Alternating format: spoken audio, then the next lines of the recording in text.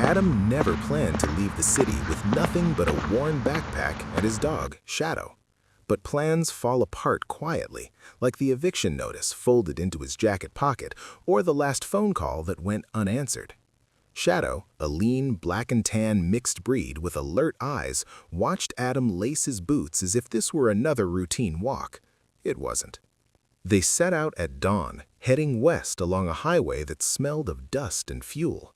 The bus ticket Adam couldn't afford stayed unbought, so the road became their only option. Shadow trotted ahead, tail level, occasionally glancing back to make sure Adam followed. It felt like Shadow understood the weight of leaving. He walked slower than usual, closer to Adam's knee. By noon, the sun pressed down hard. Adam's water bottle ran dry faster than expected. At a rest stop, they found a stranded family arguing beside an overheated car. Without thinking, Adam rolled up his sleeves to help push the car into shade. Shadow stayed near the kids, sitting calmly while they cried, letting small hands rest on his warm fur. The parents noticed, tension easing as Shadow leaned into the children like he belonged there. Grateful, the family shared cold water and sandwiches. Adam tried to refuse, but hunger won. Shadow received half a sandwich and wagged his tail as if it were a feast. When they left, the youngest child hugged Shadow tightly, whispering goodbye. Adam felt something stir, like maybe this road wasn't just about running away. That night, they camped behind an abandoned gas station. Wind rattled loose metal signs. Adam lay awake, staring at the stars, wondering if he was dragging Shadow into a worse life. Shadow pressed his back against Adam's chest, steady and warm, as if answering the doubt without words. In the distance, headlights approached and then slowed near the gas station. Adam sat up, heart racing, as footsteps crunched on gravel. Who was approaching in the dark, and would this encounter change their journey before it truly began? The footsteps belonged to an older truck driver named Frank, his face creased by sun and years on the road. He offered coffee from a dented thermos and a warning. The next stretch of highway was rough, filled with people more desperate than kind. Adam listened carefully. Shadow stood alert, watching Frank's hands until he relaxed. The next days proved Frank right. Money ran low and work was scarce. Adam took small jobs, loading crates, cleaning yards, while Shadow waited nearby, earning smiles from strangers. In a quiet town, they met a young woman, Leela, struggling to carry groceries with a broken ankle brace. Adam helped her home. Shadow nudged open the door with his nose, earning a surprised laugh. Leela insisted they stay for dinner. Over cheap pasta, she shared how she'd lost her job and was weeks behind on rent. Adam didn't offer advice, just listened. Shadow rested his head on Leela's knee, calming her shaking hands. Before they left, Leela pressed a folded bill into Adam's palm, more than he expected. But kindness drew attention. That night, two men followed them behind a warehouse, voices low and threatening. Adam froze. Shadow stepped forward, growling, not loud but certain. The men hesitated, muttered, and backed away. Adam's legs shook long after they disappeared. Later, Adam realized how thin the line was between help and danger. He questioned every choice. Was stopping worth the risk?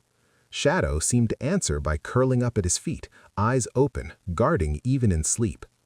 The following morning, Adam awoke to find Shadow missing. Paw prints led toward the road, mixed with tire tracks. Had Shadow chased danger, or had danger taken him first? Panic hit Adam like cold water. He followed the tracks, calling Shadow's name until his throat burned. Hours passed before he heard barking, sharp, urgent, from a drainage ditch.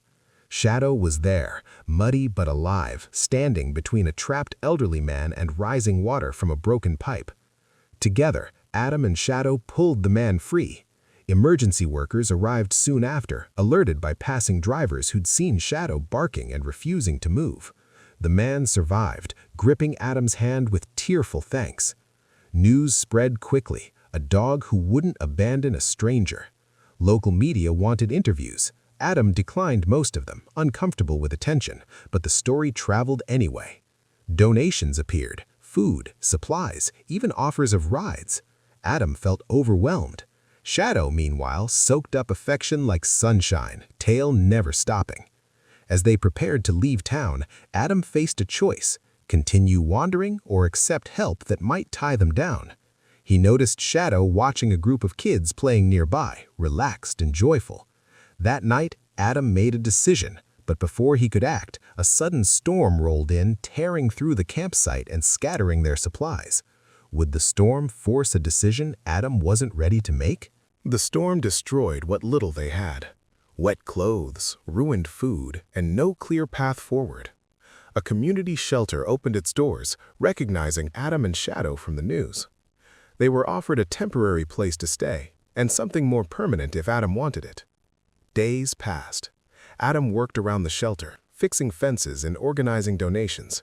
Shadow became a quiet hero, comforting people who arrived with nothing but fear. Adam realized the road had changed him, but Shadow had guided every step. When the shelter director offered Adam a job and a small room, he hesitated only once. He looked at Shadow, who wagged his tail and leaned into Adam's leg. Adam accepted. That night, for the first time in months, they slept without listening for danger. But as Adam drifted off, a message played on the shelter's radio. News of a distant town needing urgent help after a disaster. Shadow lifted his head, ears alert. Was this truly the end of their journey, or just a pause before the road called them again? The radio message stayed with Adam through the night.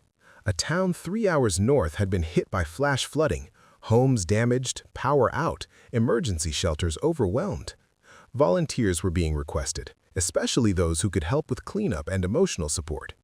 Adam tried to ignore the pull. For the first time in a long while, he had stability, a bed, a routine, a future that didn't depend on the next mile of road. Shadow, however, seemed restless. He paced near the door, ears twitching at every sound, as if the road itself were whispering to him. Adam noticed how Shadow reacted whenever the radio replayed the message, alert, focused, ready. By morning, Adam knew the truth. The road hadn't shaped them just to stop now. They packed lightly. The shelter director understood without many words. She handed Adam supplies and hugged him tightly. Some people are meant to stay. Others are meant to go where they're needed. Shadow received one last round of goodbyes, his calm presence already missed. They hit the road again, this time with purpose instead of desperation. The flooded town was worse than expected. Mud covered streets. Families searched through debris for what little remained. Adam worked non-stop, lifting, cleaning, repairing, while Shadow moved naturally from person to person. He sat beside those who cried, stayed close to rescuers, and once led a volunteer to a trapped dog stuck beneath a collapsed porch. Late that evening, Adam found Shadow standing beside a young boy sitting alone on a curb, clutching a soaked backpack. The boy hadn't spoken to anyone all day. Shadow simply sat next to him, close but not pushing. Slowly, the boy leaned against Shadow's side. Words followed, tears followed, relief followed. Watching from a distance, Adam finally understood something clearly. This wasn't about wandering anymore. It was about impact. A news reporter approached Adam the next day, offering exposure, donations, maybe even sponsorships. Adam politely declined. He didn't want fame. He wanted freedom, the kind that allowed him and Shadow to keep moving when needed. As they prepared to leave town, a rescue coordinator stopped them. She offered Adam a choice: join a growing network of traveling responders, people who went where help was needed most. Adam looked down at Shadow. Shadow looked up, tail wagging once.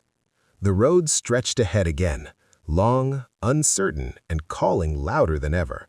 Would this new path finally give their journey meaning, or test them in ways they'd never faced before? Joining the Traveling Response Network changed everything. Adam and Shadow were no longer drifting from place to place. They were being sent where things were broken and hope was thin. Their first assignment took them deep into a mountain region after a landslide cut off several small communities. Roads were unstable, communication unreliable, and fear hung heavy in the air. The journey in was slow and dangerous. At one point, rocks slid down the hillside just seconds after Adam and Shadow crossed a narrow path. Adam's hands shook as he tightened his grip on Shadow's leash. Shadow sensed it, brushing against Adam's leg, grounding him. In the village, people were exhausted. Homes were damaged, supplies low, and one family was missing their daughter after the landslide. Search teams were stretched thin. Without hesitation, Shadow picked up a scent near the edge of the debris field, pulling gently but firmly. Adam followed, heart pounding. Hours passed as they navigated unstable ground. The air was cold and daylight faded fast. Adam began to doubt, was he pushing Shadow too hard? Then Shadow stopped and barked sharply. Beneath a collapsed wooden structure, a faint voice answered. The girl was alive, injured but conscious. Adam called for help while Shadow stayed close, lying beside her to keep her calm and warm. Rescue teams arrived just in time. The moment the girl was carried away, Shadow finally relaxed, tail thumping weakly against the ground. The rescue made headlines across the region, but that night, Shadow collapsed at the campsite, exhausted beyond anything Adam had seen before. A veterinarian confirmed what Adam feared. Shadow had strained his leg badly and needed extended rest. No travel, no rescues. Guilt crushed Adam. He blamed himself for letting the journey go too far, for turning Shadow into something he never